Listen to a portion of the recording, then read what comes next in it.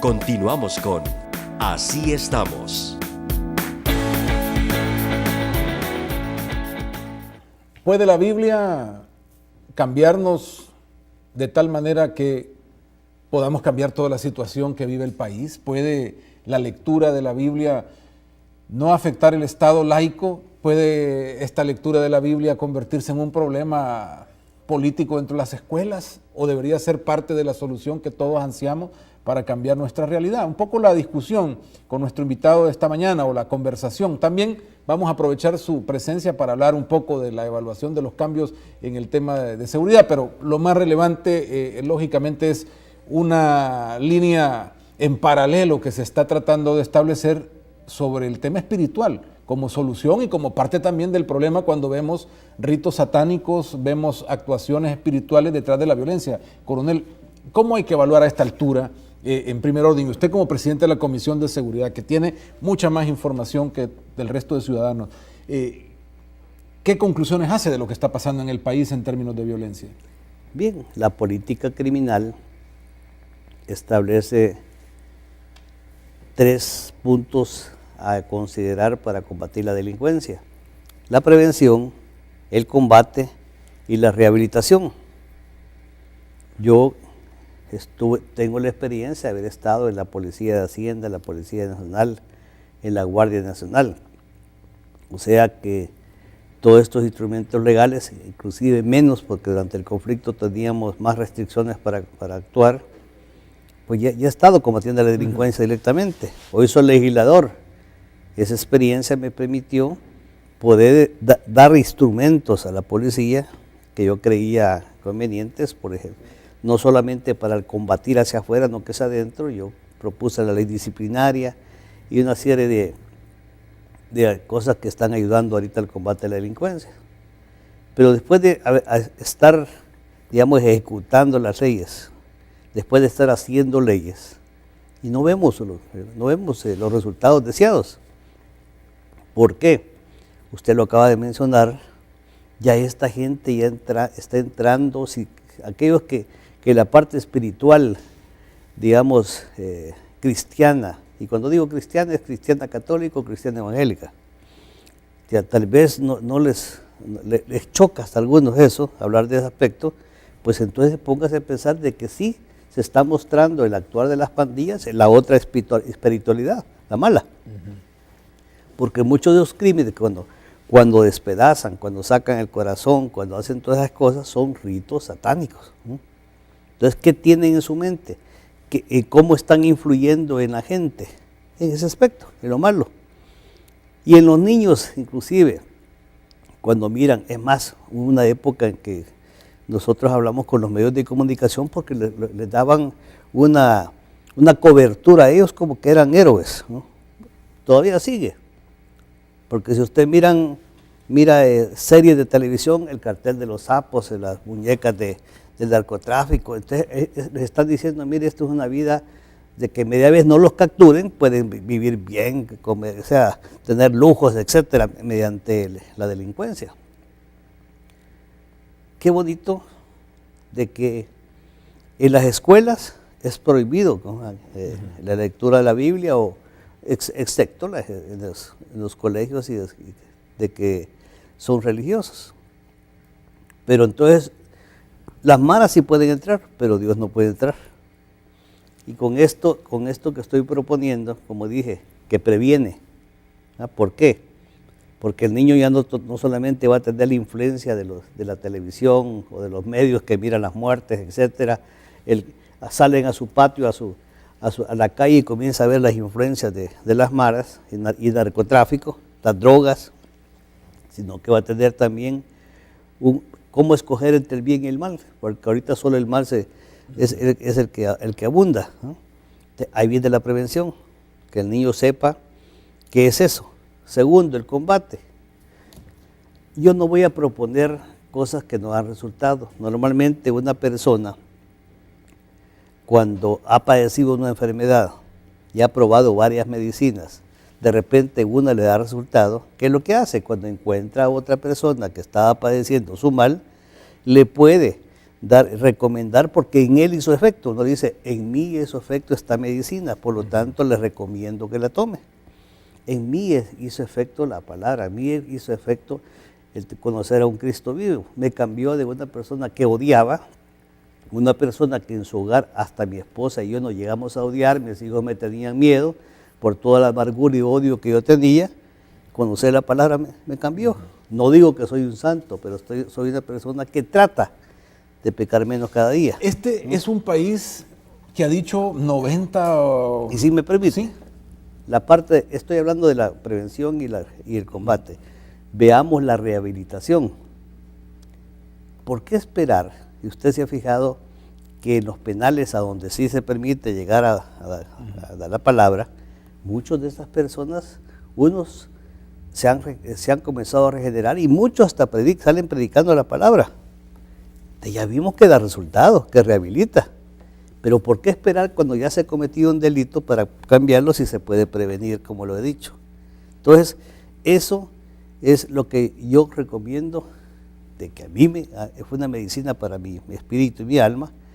Y después le comento qué es la ley, que solo tiene 3 artículos. Ahora, digo, somos un país que ha declarado ser entre 85 y 90% cristianos, de todas las denominaciones, católicos, evangélicos. Entonces, ¿por qué sería, como dicen algunos, una violación de derecho al Estado o a la libre religión, etcétera, si todos somos de prácticamente la misma creencia en el país? Bueno, ¿y usted cree que el Estado es laico? Hoy que venía para acá, pasé por unas dependencias de la Alcaldía Municipal de San Salvador que decía Comité de Festejos. A usted le quitan, o sea, todos nos quitan impuestos para pagar los festejos. ¿Y qué pasa en aquellos que no creen en los santos? Entonces, las poblaciones tienen nombres de santos. Entonces, quiere decir de que se le está violando sus derechos a quien se le cobra por celebrar algo en que no cree, ¿no? Y no digamos los ateos, ¿no? Y cuando se dan las fiestas, digamos, para Semana Santa, para Navidad, para agosto, que son religiosas, entonces quiere decir que se deberían de quejar todas esas personas que exigen que el Estado sea laico, si esas son celebraciones religiosas. O los funcionarios que dicen Dios le bendiga, bendiga El Salvador en sus discursos, o sea, también tendrían que ser prohibidos. Los que creemos, o sea, creemos en Dios, que cuando nos paramos decimos bendiciones que tanto las necesitamos para todo el pueblo salvadoreño, claro. Pero vaya, eso ya lo escogió ya lo escogió cada quien, decir soy cristiano evangélico, soy cristiano católico. Pero lo que acabo de mencionarle, ¿será que usted tiene que quejarse por los impuestos que está pagando por algo en que usted no está de acuerdo porque tiene que ser laico? ¿Será que había que quitarle el nombre a todos los municipios porque el Estado tiene que ser laico?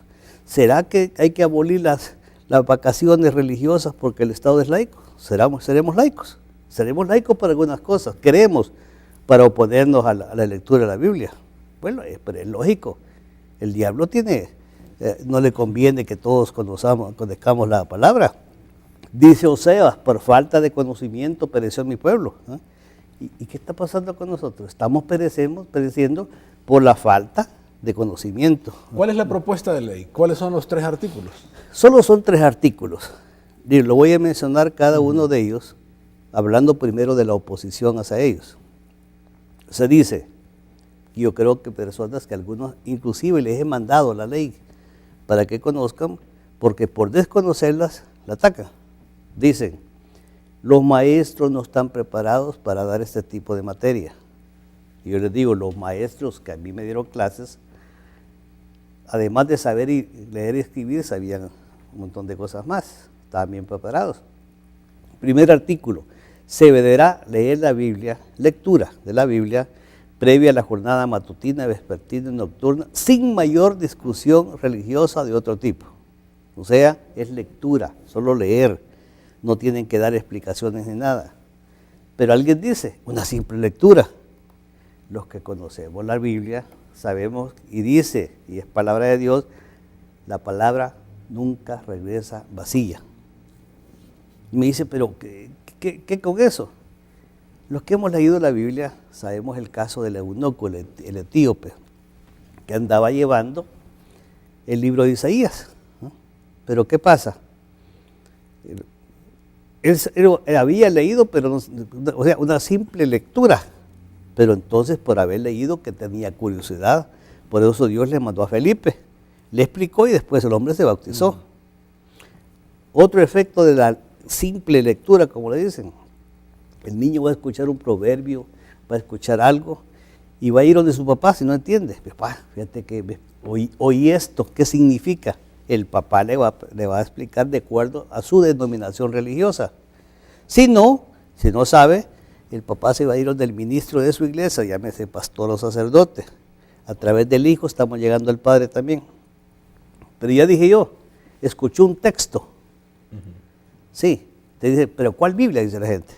Dice el segundo artículo, que el ministro de Educación deberá reunirse con los líderes religiosos para escoger los textos que se van a leer. ¿Qué significa? Que de las diferentes denominaciones van a concordar todo aquello que no, digamos, no vaya en contra de la doctrina que ellos están dando en sus diferentes denominaciones religiosas. Por lo tanto, no va a contender. Pero nadie me puede obligar a que mi hijo participe, me dijo una persona que era ateo. Me dijo, yo no creo en Dios, así que yo no quiero que mi hijo participe. Tercer artículo, el padre de familia que no quiera que su hijo participe en este tipo de actividades podrá eximirlo mediante una nota sin que eso le cause ninguna consecuencia. Esos son los 3 artículos que lleva el proyecto de la lectura, no estudio, lectura de la Biblia. El estudio, sí, la explicación, sí, ya es en la iglesia. ¿Cuál? O en la casa, ¿verdad? O en la casa. ¿Bien? ¿Cuál? La que su denominación religiosa le permita. ¿Cuál es la diferencia entre esta propuesta ahora y las anteriores oportunidades en las que hemos discutido el tema? Ninguna, ninguna. Lo que he hecho es que desde el 99 que comencé, ya es como la 6ª, 7ª vez. No obstante, anteriormente nos pusimos de acuerdo, dictaminamos, nos unimos todos los partidos excepto el FMLN y sacamos un dictamen favorable, pero fue vetado por el señor presidente de la República de aquel entonces, el presidente Funes. Y para superar el veto necesitamos 56 votos. Y ahorita no los tenemos porque el Frente tiene 31 votos. Digamos que no se tiene la correlación de fuerzas porque ya hay juicios adelantados sobre esto y no están dispuestos muchos a dar el voto. El tema es hasta dónde esto dentro de las escuelas viola la Constitución también. No solo una visión de Estado laico, sino realmente la Constitución. Pues no le digo pues que para la Constitución, o sea, se viola la Constitución para uno, pero para otras no toman en cuenta la Constitución. Muchas escuelas y colegios tienen nombres de santos, ¿ya? Entonces, ¿por qué? Bueno, sabemos por qué y quién se opone a la lectura de la Biblia. Eso no hay que buscarle 3 pies al gato teniendo 4. Cuando yo dije inclusive que dice la Constitución, ¿y usted estaría dispuesto a violar la Constitución porque se lea la Biblia? Sí. ¿Pero usted juró respetar la Constitución? Sí. Pero no puedo apostatar de mi fe en Dios. Ah, pero es que eso es religioso. Y es que yo no creo en la religión. Yo no soy religioso. Yo creo en Cristo. Y Jesús no es religión, es un estilo de vida en la que dice que nos conoceremos por amor al prójimo. Y si eso se inculcara en las escuelas, no tuviéramos el auge que está teniendo la violencia. ¿Por qué ha ido subiendo la mortandad? ¿Por qué? ¿Qué hacemos nosotros en ese aspecto? Yo por lo menos, a mí el Señor no me va a demandar eso. Y si me dice, coronel, usted con esa propuesta viola la Constitución, pues asumo las consecuencias. No en vano me enseñaron en la vida militar también, asume la responsabilidad de tus actos sin que te importen las consecuencias. Por Dios, asumo cualquier consecuencia. En la bandera dice Dios, Unión, Libertad. Es parte de, digamos, de nuestro estamento fundamental de la República. En la oración a la bandera también. En todo aparece Dios. Entonces, ¿por qué ahí no se viola la Constitución y hoy que queremos la lectura de la Biblia sí la viola? Cuando alguien viene a El Salvador que no cree en Dios, viene a un pueblo, a una nación en la que sí creemos en Dios. Él sabe dónde viene. Coronel, hay argumentos sobre el tema de la lectura de la Biblia que hablan de, bueno, nos va a traer incluso más problemas entre las mismas denominaciones cristianas. Usted ya ha dicho esto, deberían hacerlo juntamente con el Ministerio de Educación. ¿La voluntad para esto que se necesita es solamente legislativa o puede hacer algo el ministro o la misma población? Sí, lo puede hacer el ministro y le voy a explicar por qué. Cuando el señor presidente Saca convocó a una comisión de seguridad, no tan numerosa como esta, que estaban representados la mayor parte de la sociedad salvadoreña. Ahí estaba un sacerdote y estaba un pastor. Y cuando yo fui a la carga con esto nuevamente, llegaron a la conclusión de que podía hacerse un texto de moral, urbanidad y cívica que dentro de ese libro, ese texto, llevara las frases más edificadoras de la Biblia, de Proverbios, del Nuevo Testamento, porque hay algunos que hablan que el Antiguo Testamento también es fuerte. Lógicamente, los que hemos leído la Biblia sabemos el contexto de eso, porque bien está dicho, bien se dice, que un texto sacado de contexto solo sirve de pretexto. Ahora, entonces, ¿qué hacer? Si la población quiere, digamos, poder usar la Biblia en esto para la educación, uno dice, mire, entonces que se haga en su casa, pero no en las escuelas. ¿Qué diferencia hay entre una cosa y la otra? Bien, los que dicen háganlo en su casa, lo están haciendo. Es que muchas veces esto es como de iniciar con algo, como le decía, que el niño que en su casa nunca haya escuchado que existe la Biblia, ¿no? En muchas casas que decimos, porque yo era de esos también, que decía que era cristiano de una denominación cristiana, pero prácticamente tal vez iba al servicio religioso, aquí estaba casi elevándome con la prédica y la alabanza, pero al llegar a mi casa era completamente diferente. ¿Y qué pasaba? Mis hijos podían decir, bueno, no podían decir, tenían que decir, este es un hipócrita, porque allá es una cosa, pero aquí es otra, ¿eh?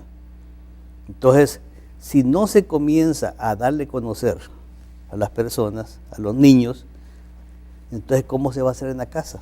Si ya se hubiera hecho en la casa, no estuvieran como estamos. Los que no son cristianos demandan de los cristianos o nos demandan esa doble moral y dicen, bueno, ¿y para qué tanta enseñanza si muchos de los cristianos que están actualmente en el país son mal portados o tienen peor conducta o igualmente son asesinos, violadores? Entonces, ¿cómo demostrar que lo que se quiere hacer es realmente efectivo? Es que los que nos decimos ser cristianos, porque muchas veces hay algunos ni que lo dicen para que no lo juzguen, porque somos más juzgados los que proclamamos ser cristianos. Y entonces, ¿qué pasa? Si usted, amigo televidente, lea la Biblia y de repente oye de alguno de nosotros que somos cristianos, va a leer también los frutos del Espíritu. O sea, si en verdad somos cristianos, tiene que haber frutos, ¿no? ¿Y cuáles son esos frutos? La mansedumbre, la humildad, todo eso que habla la Biblia, que tiene que reflejarse en nosotros para decir que en verdad digamos que somos cristianos. Pero ¿cómo nos lo van a exigir si no lo saben? Ahora, vamos a pasarnos a otro tema, coronel, el tema de la evaluación sobre la seguridad pública. Es decir, por un lado estamos aquí hablando de respuestas del espíritu, ya lo hemos considerado como un elemento, pero hay quienes están, pues bueno, viendo solamente el otro lado y dicen, bueno, las leyes y los eficiencia, los ministros, viceministros. ¿Qué opina por este otro lado lo que se está viendo? Es decir, ¿estos cambios van a ayudar a lo que se pretende? Sí, haciendo un impasse de la Biblia hacia la parte secular. En Romanos 3 está bien definido que son las autoridades. Dice, sométase toda autoridad porque por Dios fue impuesta, y el que se resiste carga maldición. Y más adelante dice que no en vano lleve espada, temida nada más del que hace el mal. Ahí está la policía y toda la fiscalía, etc. ¿Qué ha pasado hasta el momento? Yo siento, esta es mi apreciación, de que ha estado demasiado politizada el combate a la delincuencia. Más para que se digan que para lo que se hace. En la palabra dice que en la multitud de consejos está la victoria y la sabiduría. Pero 60 personas en un consejo de seguridad serán una buena asesoría, y que salga un plan El Salvador Seguro de 60 personas, y entre medio de esos el ministro y el director de policía. No, por mi experiencia militar, cuando el alto mando hacía las operaciones en forma estratégica, no había un consejo que le estaba diciendo qué hacer, si el que está en el ajo, el que tiene la experiencia, el que está sufriendo y ejecutando y haciendo el trabajo, eso es otro.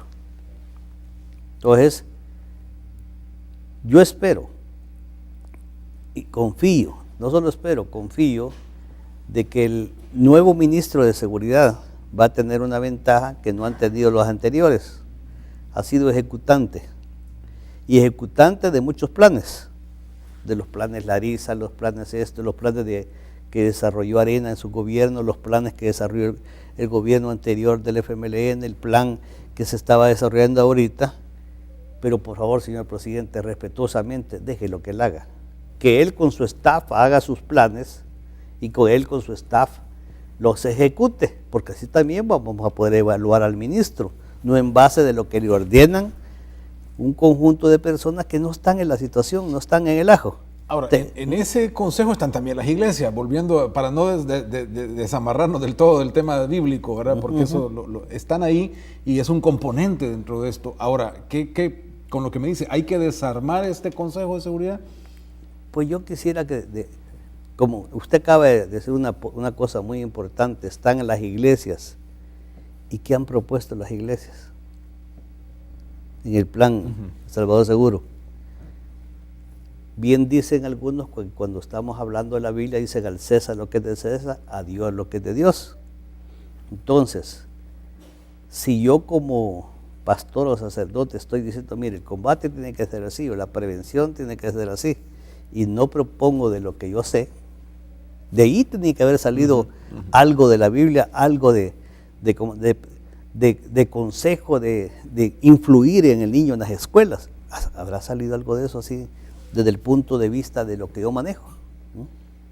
Entonces, para mí es, como le digo, eso el consejo con el debido respeto de las personas que lo componen, pero este es mi pensar. 60 personas podrán dejar trabajar, que para cualquier y otra cosa. Los planes, según nuestra experiencia, no me lo contaron ni lo leí.